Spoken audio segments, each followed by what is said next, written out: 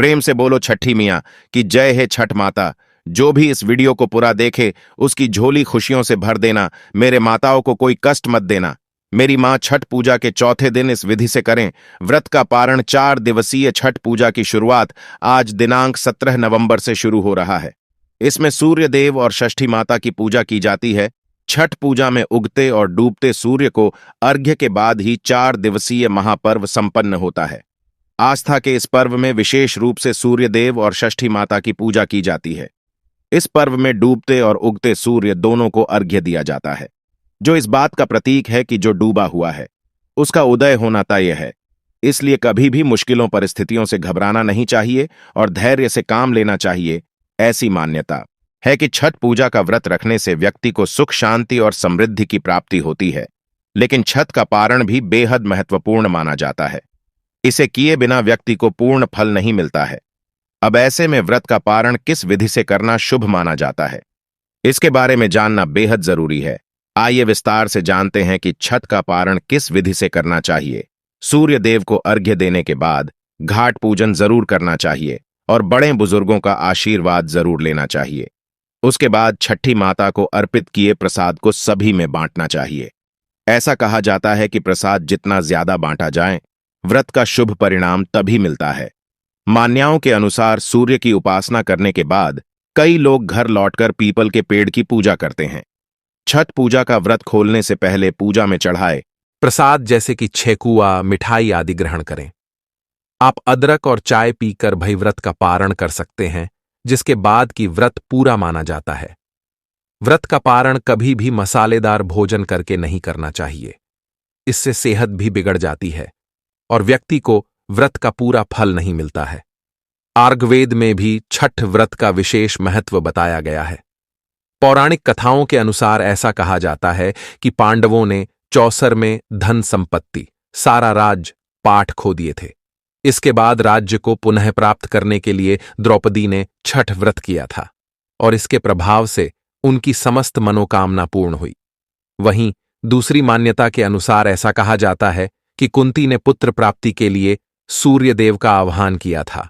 तभी कुंती की पूजा से प्रसन्न होकर सूर्य देव ने उनकी मनोकामना पूरी की। सूर्य के तेज से कुंती ने गर्भ धारण किया और कर्ण को जन्म दिया।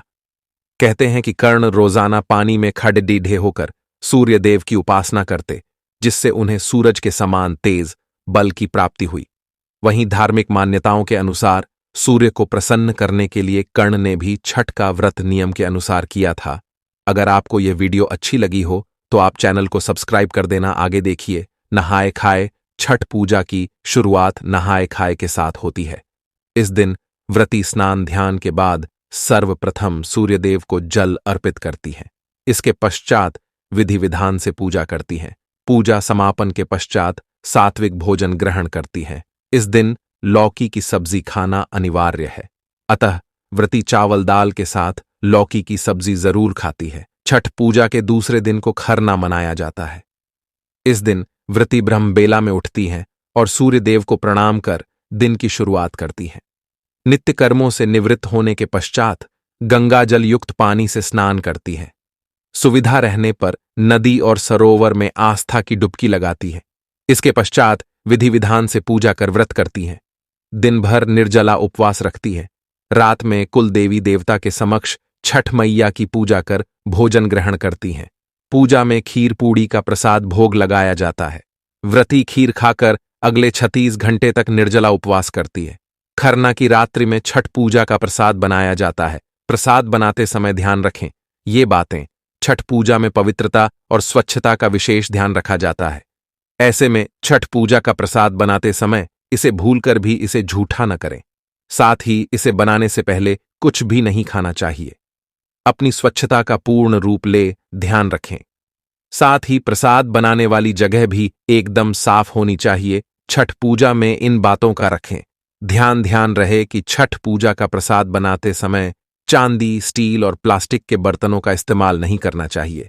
इसके स्थान पर मिट्टी के चूल्हे और बर्तनों का ही इस्तेमाल करना शुभ माना जाता है। जान लें व्रत के नियम। छठ पर्व पूजा के दौरान व्रत रहे साधक को सूर्य देव को अर्घ्य देने से पहले किसी चीज का सेवन नहीं करना चाहिए।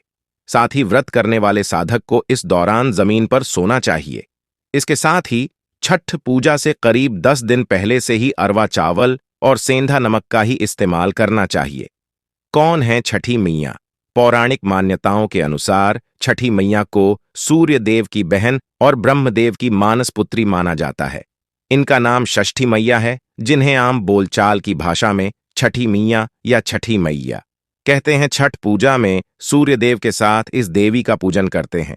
एक प्रकार से सूर्य देव और छठी मैया भाई बहन हुए। पौराणिक कथाओं के अनुसार जब ब्रह्मा जी ने सृष्टि की रचना प्रारंभ की तो उन्होंने अपने शरीर से के 2 हिस्से किए, दायां भाग पुरुष और बायां भाग प्रकृति। प्रकृति के छठे भाग से षष्ठी देवी की उत्पत्ति हुई है। इनको देवसेना भी कहा जाता है। जो व्यक्ति षष्ठी देवी की पूजा करता है उसके मन की मुराद अवश्य पूरी होती है। व्रती को 4 दिनों तक प्याज और लहसुन का सेवन नहीं करना चाहिए, क्योंकि ये तामसिक भोजन होते हैं। इसलिए इनसे व्रत करने वाले को परहेज रखना चाहिए, तभी व्रत सफल माना जाता है। इसके साथ ही इस खास पूजा में साफ सफाई का विशेष ध्यान रखें और पूजा करने से पहले या किसी भी चीज को छूने से पहले हाथ जरूर धो लें। मान्यता है कि जो लोग व्रत रखते हैं उन्हें पूरे 4 दिन पलंग या चारपाई पर भूलकर भी नहीं सोना चाहिए। व्रत के दौरान उनको जमीन पर कपड़ा बिछाकर सोना चाहिए, तभी व्रत का फल मिलता है। इस व्रत में सूर्य देव की आराधना की जाती है और उन्हें अर्घ्य देना बहुत जरूरी माना जाता है। इसलिए छठ पूजा के लिए कभी भी चांदी, स्टील या प्लास्टिक के बर्तनों का इस्तेमाल न करें। इस दिन भगवान सूर्य नारायण के लिए भोग बनाया जाता है। कहते हैं कि भोग का प्रसाद बनाते समय और भोग बनाने से पहले भी व्रती को कुछ नहीं खाना चाहिए।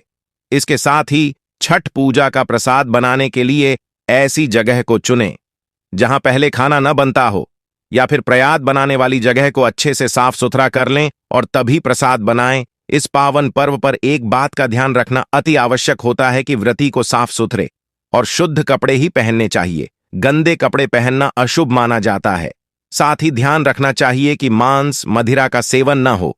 ऐसा करने से आपका व्रत अधूरा माना जाएगा और छठ मैया आपसे रुष्ट हो जाएंगी। अगर आपने छठ मैया का व्रत रखा है तो भूलकर भी सूर्य देव को अर्घ्य देने से पहले कोई भी चीज न खाएं।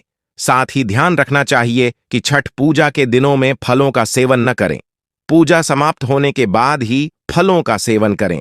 छठ पूजा के दौरान अपशब्द और अभद्र भाषा नहीं बोलनी चाहिए। व्रत के 4 दिन लड़ाई नहीं करना चाहिए। यदि कोई लड़ाई कर रहा है तो उस जगह से दूर चले जाना चाहिए।